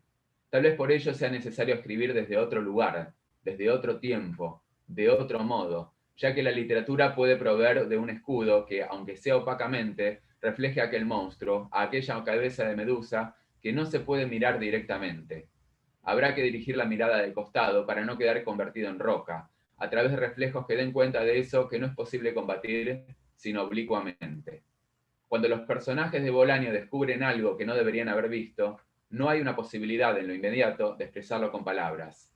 No se trata simplemente de un secreto que es develado. Hay algo de esa experiencia que no tiene su correlato en un discurso. Como afirma Jacques Derrida, hay un secreto. Permanece inviolable, aún cuando se cree haberlo revelado, porque excede el juego de velar-desvelar. Cuando Viviano hace esa visita inesperada, percibe que en la casa de Ruiz Tagle lo que faltaba era algo innombrable. Aún frente a esta imposibilidad de representar con claridad aquel horror que se percibe, surge la necesidad de dar cuenta de aquello que de alguna manera está vedado. ¿Acaso puede abordarse lo inefable desde la otredad, como sugiere Celina Manzoni, a partir de un juego de dobles? La ilusión de ser otro, de desplazar a otro espacio y otro tiempo, lo que no se puede explicar, el horror que se resiste al discurso, lo inefable, funciona como un juego de la imaginación que permite construir o construirse un mundo en el que la historia pueda volver atrás, en el que la muerte no sea definitiva. Así como Bolaño propone un juego de dobles para desdoblar a aquel personaje ominoso, Cambaceres permite que Genaro avance en un juego corporal, donde la materialidad de su saber es la clave para insertarse en ese círculo deseado y vedado. Y Borges reconoce en su prólogo de 1954 que aquel es el irresponsable tímido. Los tres autores encuentran el modo de jugar con la infamia y abordarla, ya sea a partir de una red de duplicaciones, de un saber corporal, o de un titular barroco cuya espuma, al correrse, evidencia el vacío, la nada misma. Muchas gracias.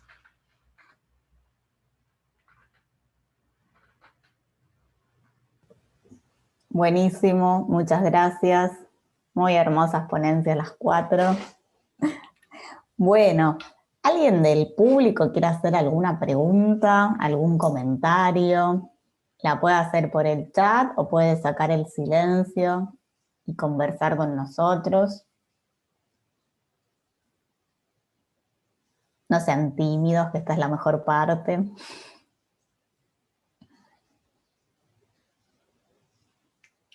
Mientras ustedes van pensando sus preguntas, yo entonces voy a hacer un brevísimo comentario de las ponencias, a ver si nos inspiramos un poquito.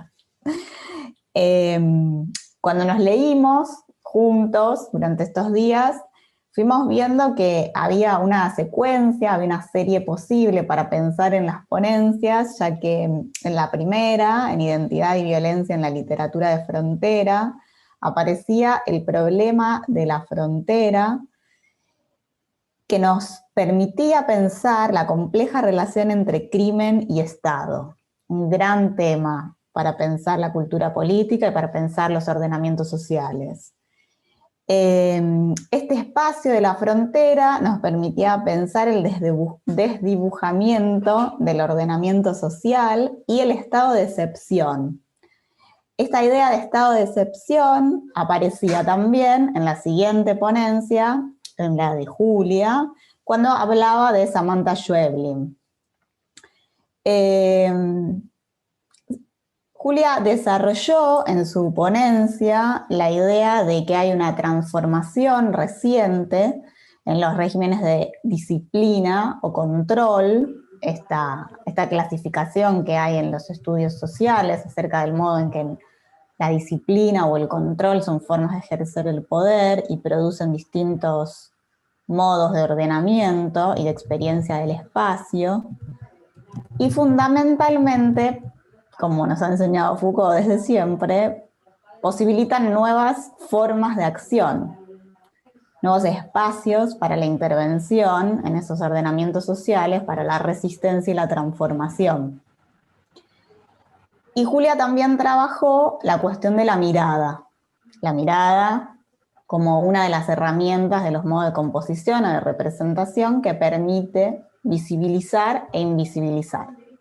La mirada también aparece en la ponencia de Anabela, narrar desde los márgenes, y nos permitió pensar el recorrido que Anabela hizo en cómo la mirada es también condición de posibilidad para poner en palabras y para poner palabras.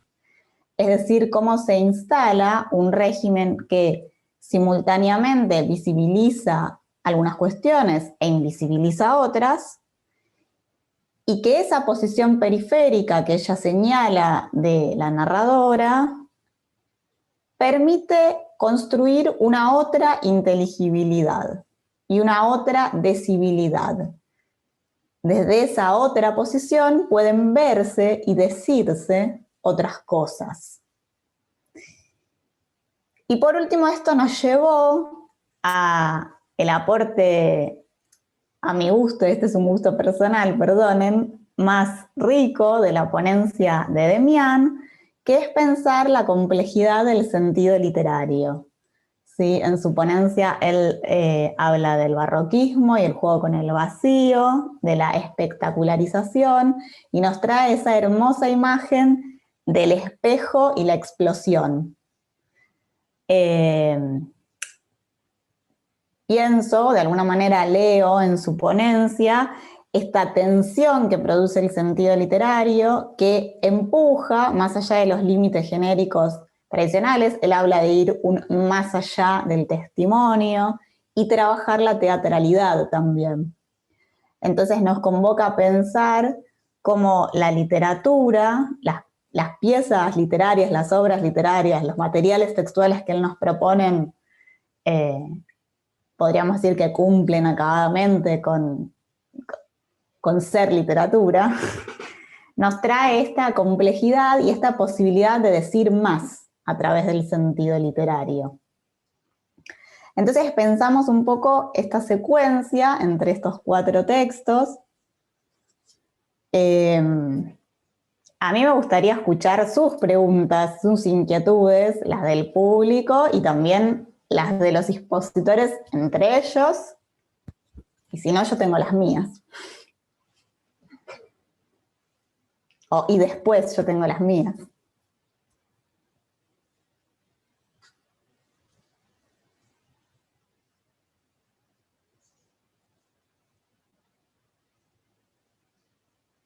Son todos tímidos y es muy temprano, ¿no? No, por ahí se me ocurría muy así, sin darle, o sea, reconozco la gran mayoría de los corpus literarios de los que se trabajaron, no los leía, claro, esta cuestión, ¿no? Sí me interesaba un poco así pensando en, ya que bueno, son escritos de teoría literaria, muchos de teoría 2, otros de teoría 1 también, o de teoría análisis, mejor dicho, la cuestión de, ¿no? O sea, escuchándolas, un poco me surgía mucho este tema de Foucault, ¿no? De cómo realmente, digamos, el peso gigantesco que tiene, y no es solo en ustedes, digo, en general, ¿no? La perspectiva que nosotros construimos, o sea, la forma, esto me parece como que es muy interesante, y no es una idea original mía, ¿no? Pero, o sea, cómo se articula ese trabajo de Foucault, que en su mayor parte no es sobre literatura, aunque hay algunos textos de Foucault sobre literatura, que por ejemplo se suelen dar en teoría de análisis, digamos, en general la gran obra Foucaultiana no es sobre literatura, ¿no? Si uno ve los clásicos de Foucault, no van tanto por ese lado.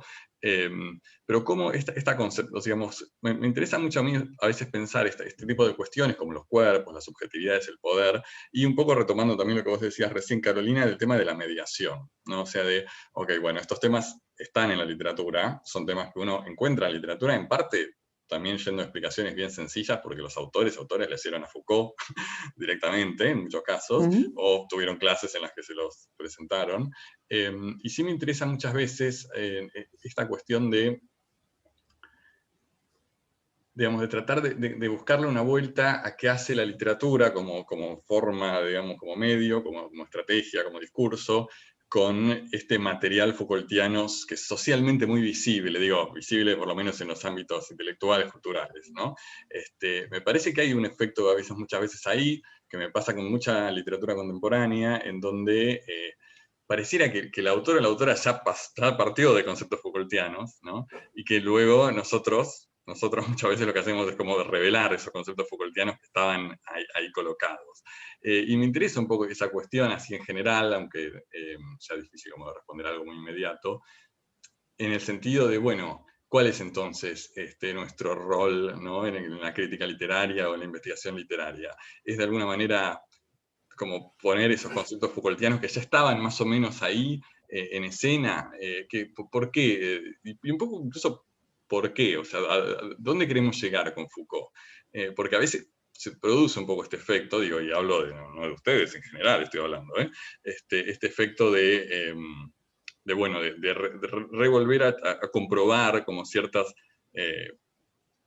supuestos o observaciones o análisis Foucaultianos en cada texto, y me parece que es un efecto como a veces frecuente, no sé cómo lo ven, o mismo vos, Carolina, ¿qué opinas al respecto? Bueno, vamos a dejarles a ver si ellos quieren contestar esa pregunta. ¿Por qué Foucault? ¿O qué hacemos con él?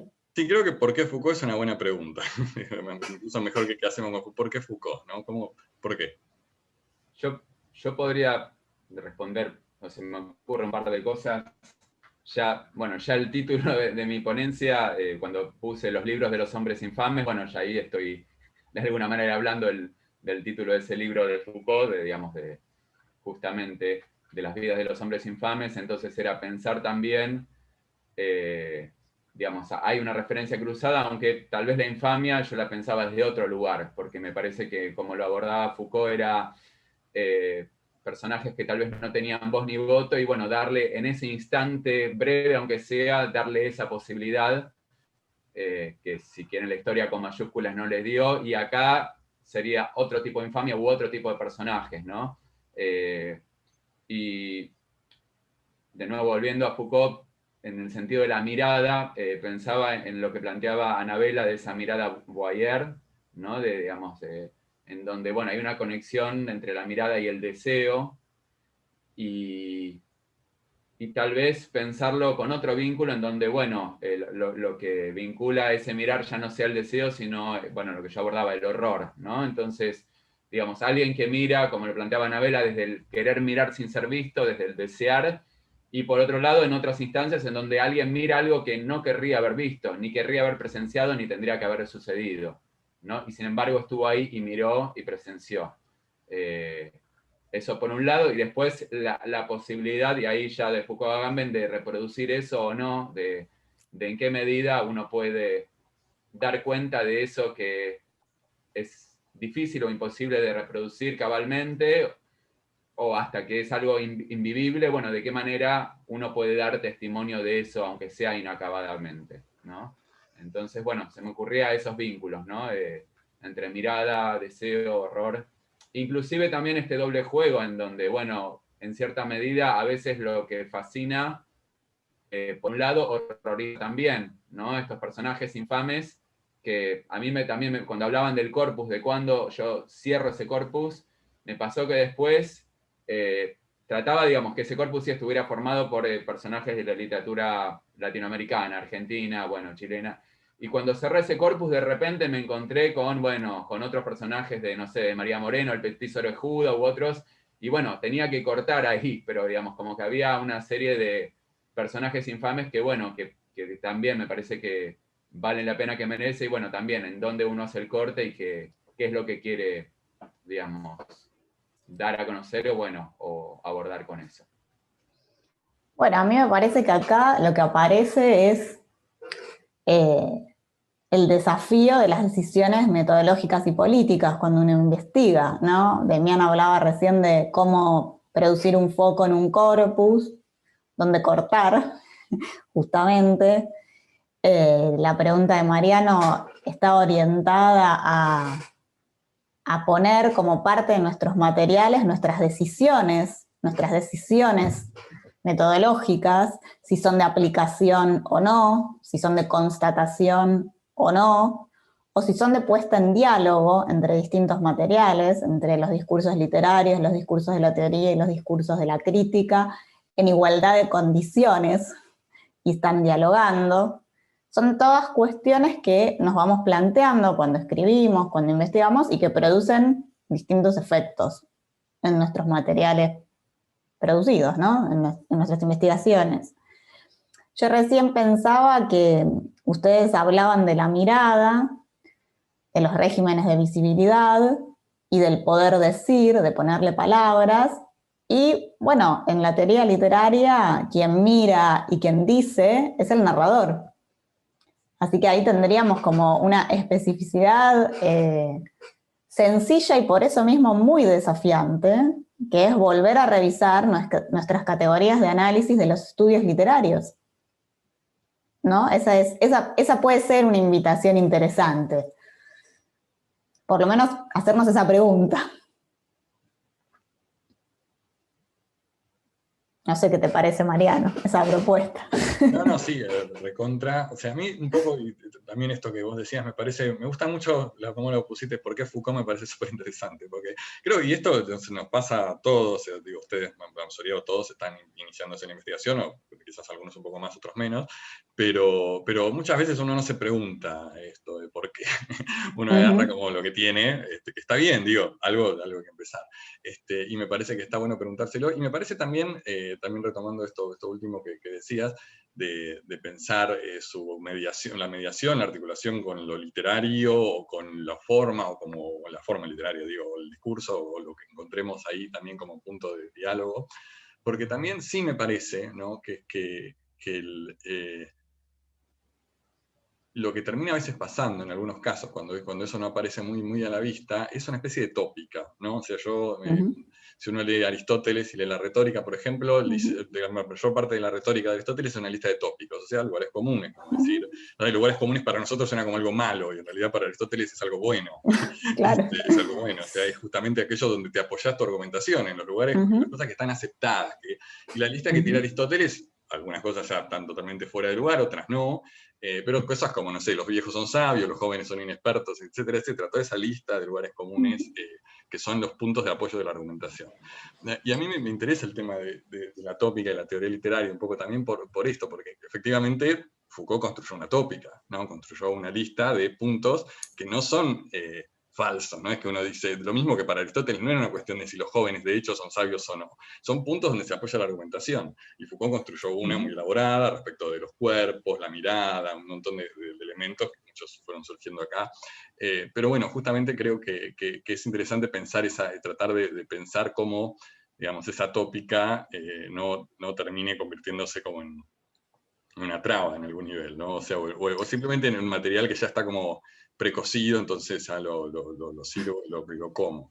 Me parece que eso Sí, es para nunca y todo. reflexivamente, ¿no? Si es un tema o es un tópico que sea parte de nuestros materiales y atravesémoslos por todas las preguntas. Existen investigaciones que toman a las operaciones críticas y teóricas como sus materiales. A mí me gustan, yo las hice.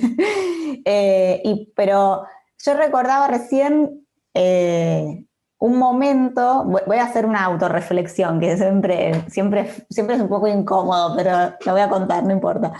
Cuando yo me presenté a la única adscripción que hice, lo hice en la Cátedra de Literatura del siglo XIX, en la mesa de examen de mi final. Entonces yo presenté una monografía en la que trabajé el abordaje de un aparato conceptual de una novela. Y mi hipótesis, y esa misma iba a ser el proyecto de adscripción, ¿no? Y la hipótesis era que la complejidad del discurso literario permitía el abordaje de tan diversas teorías, ¿sí? Y eran muchas, eran como 6 o 7, eran muchas. Cuando yo lo presenté, Américo me miró y me dijo, ¿y por qué no está otro? No sé, Lukács. ¿Y la respuesta cuál es ahí? La respuesta en una escena de examen es porque no está en la bibliografía de la materia, ¿verdad? Pero esa no es la respuesta para una investigación. Esa es la primera vez que yo dije, bueno, me tengo que sentar a pensar, porque la pregunta ya no es de una escena de autorización institucional, de evaluación en un examen, donde la construcción del marco de conocimiento la hicieron los profes, que propusieron esa materia, sino que hay que tomar decisiones propias.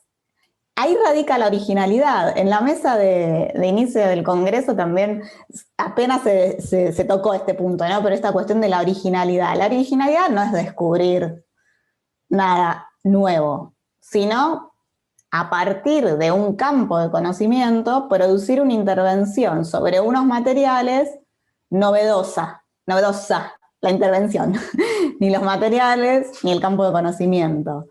Entonces, creo que en esos, cuando dejamos de ser estudiantes, bueno, yo capaz en ese momento dejé de ser estudiante y en otro momento no lo dejo de ser nunca, porque sigo estudiando y como decíamos, ¿no? Yo leí sus ponencias y estudié para leerlas, porque había fuentes que no había leído, por ejemplo. Pero sí en esa posición de decir, bueno, no necesariamente este marco teórico es completo, es feliz. Creo que ahí está como la acción, ¿no? De pensarlo todo de nuevo.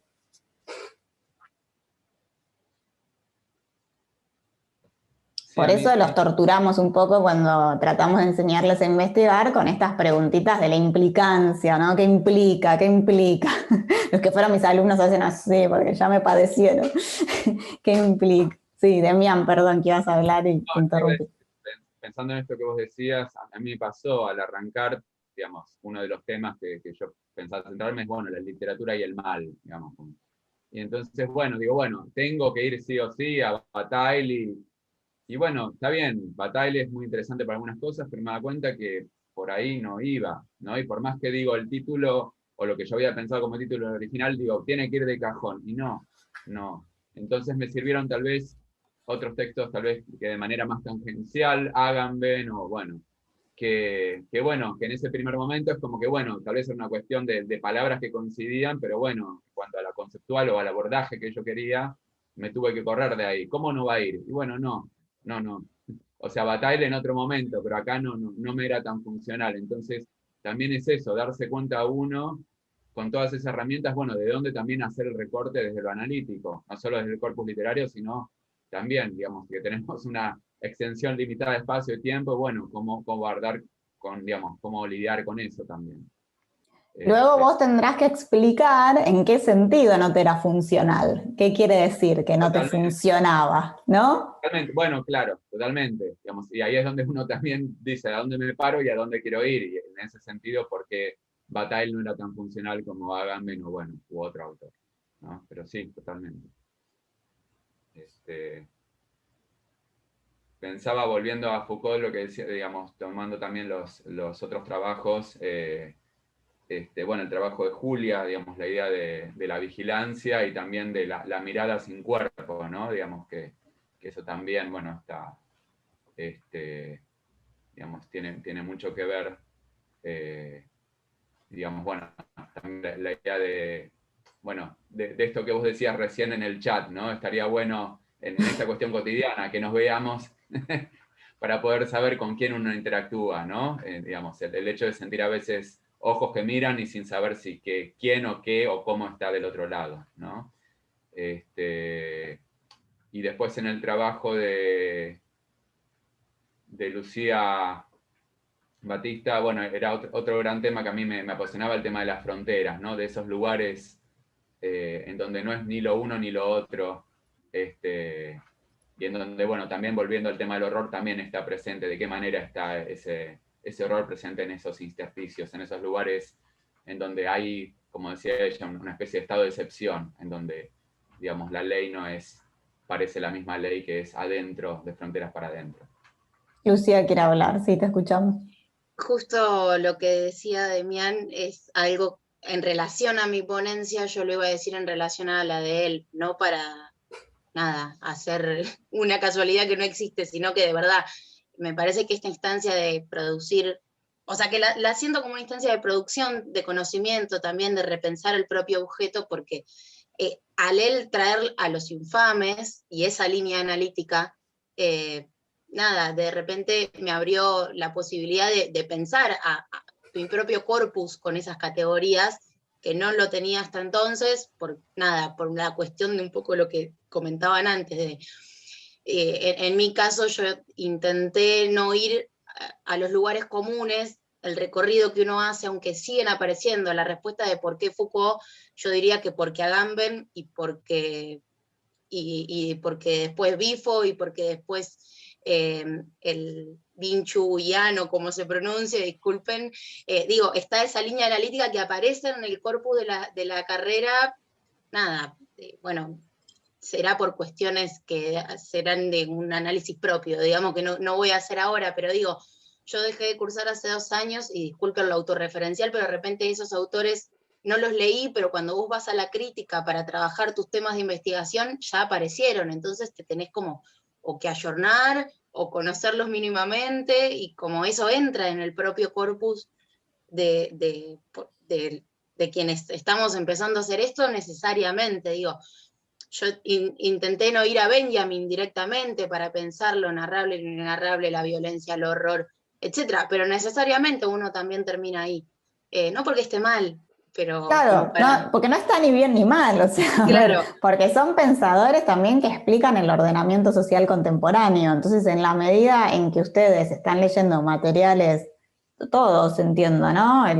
Excepto, bueno, Borges un poquito más antiguo, pero todos los demás materiales muy recientes, es natural, vamos a usar esta palabra con todas las comillas, recurrir a un material de las ciencias sociales que expliquen el ordenamiento social reciente.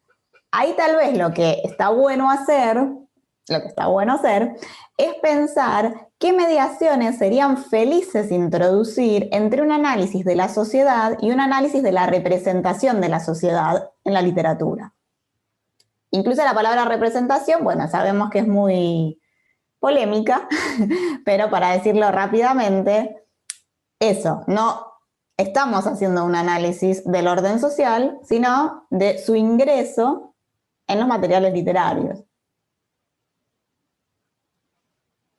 En ese sentido, a mí me ayudó mucho Rancière a pensarlo, porque él siempre está hablando de categorías literarias. Entonces, es como que yo también pensaba lo mismo, la figura del Guayer, como pensarla en la cotidianidad, o tal vez en los ejemplos más cotidianos, y pensarla o repensarla en la literatura, digamos, que es todo muy complejo la representación de la mirada, empezando porque es un material, digamos, no es cine, es distinto narrar la mirada que efectivamente volverla cinematográfica, ¿no? Entonces, como ahí hay toda una otra problemática que se abre en la literatura, que es, bueno, como todo un mundo, pero sí, digamos, es súper interesante pensar estas categorías o repensarlas, que también es lo más difícil, ¿no? Porque uno cuando lee Foucault como que todo cierra tanto, que como que te dan ganas, te dan ganas de Eso usarlo para todo mí el diste tiempo. en el clavo justo. Yo creo que gran parte es eso, cierra tanto, que es Tanto, lo como dice que, tan ¿qué bien. voy a hacer? Sí, muy bien, me Claro, parece muy claro. bueno. Pero bueno, Porque también cierra mucho y... uno, en vez de decir ¿por qué Foucault?, uno querría contestar ¿por qué no? Claro, como, obvio que ¿Por sí. qué no? Totalmente. Pero bueno, lo importante es preguntárselo. Sí, o tal vez utilizar ese material para reconfigurarlo y repensar ciertas categorías y bueno, tal vez no caer en aplicarlo de manera tan taxativa, ¿no? Como decir, bueno, agarro este concepto y lo aplico a esto, sino poder repensar cómo funciona o cómo funcionaría en otros materiales. Sí. Yo les quería preguntar a los cuatro en general, y pueden no contestar, o sea, puede ser una pregunta que quede abierta también, si han pensado en incluir en sus reflexiones, en su metodología de trabajo, la perspectiva de género de forma transversal, como un problema epistemológico, de construcción de categorías, o no, porque bueno, es una instancia que sobre la cual estamos pensando mucho últimamente y es interesante decir algo al respecto, tal vez. Sí. Por mi parte, sí, o sea, cuando hablo de estas nuevas miradas y estas nuevas perspectivas, obviamente la cuestión de género ahí es central, o sea, las nuevas miradas que se habilitan, y si hoy vemos toda la cantidad y de literatura que está como en el debate, la mayoría está escrito, ¿no?, por mujeres o por disidencias o por colectivo LGBTQ, digamos, claramente hay como toda una cuestión que no podemos ignorar de eso, ¿no? Y estas nuevas miradas habilitadas por ejemplo, Aurora Venturini, o como estas narradoras mujeres con ciertas características, etcétera, me parece que la cuestión de género ahí es clave. Que sí, Yo ahí en tu ponencia pensaba si te gustaría, si lo pensaste, no sé, armar ahí como una línea con las tretas del débil, con la idea de tretas del débil de Ludmer, está ¿no? bueno. Sí, totalmente. Me parece que podría funcionar eso, se me ocurrió ahí, lo anoté cuando te leí. Sí, Y creo que después, sí. bueno, Julia que escribió sobre Samantha Schweblin, que, bueno, es una escritora que trabaja estos temas. Me quedé con ganas que contaras un poco más de Distancia de Rescate, que en la presentación escrita estaba, pero ahí no llegaste. ¿Tenés ganas? Sí, se me hacía muy largo hablar de Distancia de Rescate también.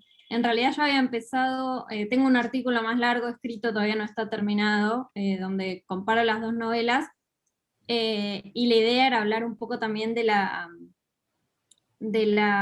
como posición vulnerable de las mujeres y los niños, que aparece también en Distancia de Rescate, en contraposición con los hombres adultos que siempre parecen adaptarse fantásticamente a lo que está pasando. Y pienso un poco en el padre de David en Distancia de Rescate, que está con los caballos, y los caballos esto y los caballos lo otro, y ni se da cuenta de lo que está pasando alrededor, a diferencia de Amanda y de la madre de David, de Carla, y bueno, de los niños de David y de Nina, que son siempre los que resultan perjudicados por toda la situación y son los que más reciben como los golpes. Y Ahí después hay quizás, algo muy, muy lindo para pensar, que es justamente cómo el saber marca posiciones en esa novela, ¿no? sí. Quién sabe y quién no sabe. Sí, bueno, también se puede comparar con Kentucky, tampoco andé mucho en esto, pero en Grigor, que lo nombré un poco, también es la misma situación. Grigor al final termina desistiendo de lo que está haciendo por los horrores que termina viendo a través de los Kentucky, pero el chabón aparece en la primera aparición que tiene, ya está pensando, sí, y en realidad puedo hacer plata de esto y de lo otro, y creo que de todos los personajes que aparecen, es el que sale menos perjudicado, es el que está afuera y dice, bueno, yo acá me retiro, acá ya vi suficiente, pero al final no le pasa nada. Muy bien, muy bien, muy bien. Quería comentar sobre lo que preguntabas, Carolina, porque yo tengo un trabajo, volviendo a lo que se decía antes al comienzo, de los que nos dedicamos exclusivamente a esto y los que hacemos otras cosas, yo trabajo de otra cosa, además de intentar empezar a hacer un poco esto, y trabajo en un observatorio de género.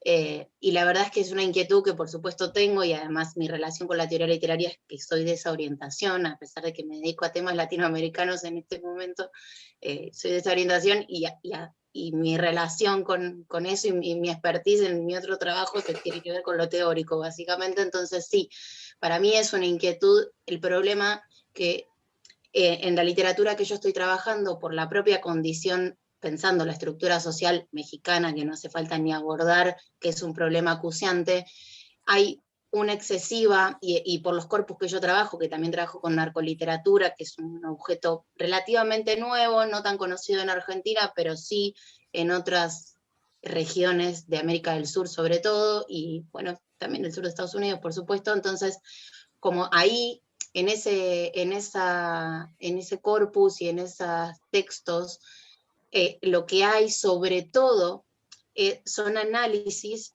con perspectiva de género, desde la crítica literaria con perspectiva de género sobre la violencia.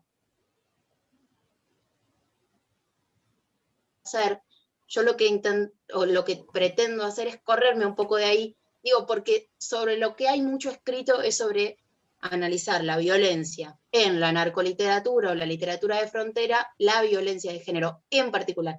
Entonces, digo, eso está hecho, está muy bien hecho, por cierto, aunque obviamente se sigue escribiendo, y hay que seguir haciéndolo. Sencillamente yo intenté correrme un poco de ahí, Por supuesto, bueno, sí, para sí. hacer precisamente una intervención novedosa. Claro, sí, sí, sí, es una cuestión de pertinencia también y de relevancia, claro. Sí, sí, sí, muy bien. Bueno, ¿alguien tiene alguna pregunta más? ¿Alguien se muere por decir algo? Perdón, yo quería hacer una... habla, no importa. Gracias. Vamos en ese Quería orden, hacer Paloma y Marina. una consulta a Anabela por la bibliografía que mencionaste, me dio curiosidad. Ya te digo cuáles textos, el de la episteme escópica, perdón, y el de Rancière.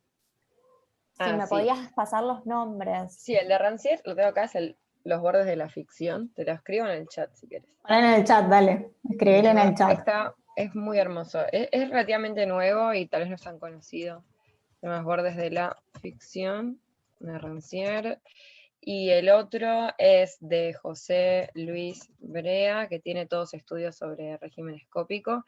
Ese, el que usé yo, es un artículo, no es un libro, pero si querés ahora pongo el nombre del artículo, que es cortito y es muy, muy claro, y como da un panorama como bastante claro de un montón, de un debate que, bueno, el texto de Martin Shea es todo un ensayo gigante sobre la mirada de cómo fue cambiando el régimen escópico alrededor a través de los años, que se llama Ojos Abatidos. Ese es gigante, pero... También si tenés ganas y te animás, poné tu mail en el chat y capaz la compañera te puede contactar y siguen charlando, o te le mandas tu ponencia, o esas cosas lindas que pasan en los congresos. Sí, de una.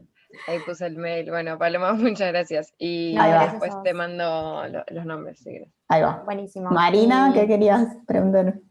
Sí, hola, ¿qué tal? No, tenía una pregunta para Julia en relación un poco con lo que había dicho Lucía antes, que no leí Kentubis, pero gracias a tu ponencia me dieron muchas ganas de leerlo. Me estaba pensando la relación que podía establecerse capaz entre los migrantes y los kentukis en esta idea de como la despersonalización y la descorporización, en tanto, digamos, según lo que vos decías, Lucía, los migrantes eran descritos como los sin alma, que también tanto a los robots como a los animales también se los caracteriza desde ese lado, y también desde el aspecto, desde el sistema mercantil, digamos, que tanto los migrantes como los kentukis están involucrados en ese tipo de relación transaccional, digamos. Mi duda era específicamente, ya que los migrantes no están, no tienen una personalidad presente, ya que están sin nombre, con lo que decías vos a lo largo de la novela, Lucía, si en Kentuckys los personajes, como por fuera, digamos, no como robots, si hay una personalidad presente, y si al meterse en el Kentucky, digamos, de alguna forma, se puede manifestar una cierta personalidad, o si es algo que no, que se, no sé si decirle envase, o como, digamos, esa estructura de robot permite o no. No sé si se entiende la pregunta. Sí, sí, los personajes tienen como sus personalidades comunes y corrientes cotidianas de la vida real. Creo que son más los personajes que tienen Kentucky que los que son Kentucky en la historia, creo que no son tantos, pero son todos, no sé, una señora mayor que el hijo le regala la conexión, el nene Marvin del que yo hablo. Y la realidad es que es como que cuando ellos encarnan su cuerpo robot, su cuerpo Kentucky, es como si, no sé si se creara una nueva personalidad o es como si destaparan algo de ellos que está como contenido, como que no se puede expresar en su vida real, en su vida cotidiana. En algunos casos es un poco más turbio que en otros. La anciana esta, que parece una señora común y corriente, termina siendo una voyeur también. Tiene una relación sexual un poco rara con la chica en la casa de la que vive y el novio de la chica, también un poco violenta, o en el caso de Marvin, que el nene Marvin debe tener 8 o 9 años y es como que se olvida totalmente de su vida anterior, está ahí un rato, habla con el padre 2 palabras, pero todo lo que él vive y todo lo que le importa pasa en el cuerpo Kentucky. Claro, sí. Bueno, el tema de las máscaras también está buenísimo, como de hecho no me acuerdo si en La Sangre también había una escena con eso, que como lo que te habilita a estar enmascarado. Bueno, gracias. Gran tema, un gran tema para pensar los personajes, los narradores, los modos de representación. Bueno, gracias a todos, a todas, a todes. Hermosa mesa, muy lindo pensar juntos. Que sigamos así. Gracias a todos, Carolina, y a los compañeros y compañeras. Seguimos en las otras mesas. Un abrazo, nos seguimos Adiós. viendo.